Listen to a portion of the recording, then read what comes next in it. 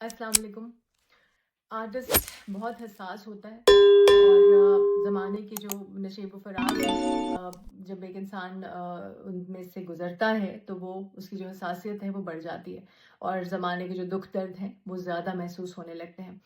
2025 का जो रमज़ान मुबारक था उसमें मुझे एक इदारे में जाने का मौका मिला जिसका नाम है शऊर वेलफेयर फाउंडेशन ऑफ पाकिस्तान। उनका वन ऑफ द जो प्रोजेक्ट है उसका नाम है माँ घर। माँ घर में मुझे ऐसी बहुत सी छोटी बच्चियों और माँओं से मिलने का मौका मिला जिनको मुआशरा जो है वो ठुकरा चुका है।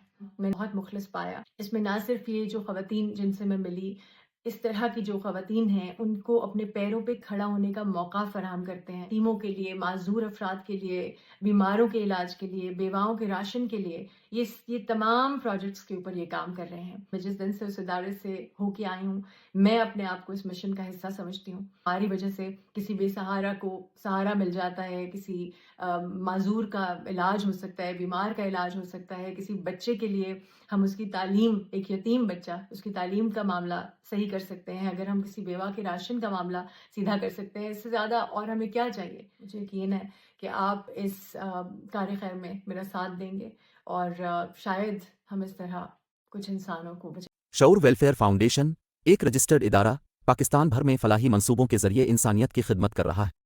सदक़ात, ज़कात और अतियात के लिए डिस्क्रिप्शन में फॉर्म का लिंक मौजूद है। अतिया करें और खैर बांटें।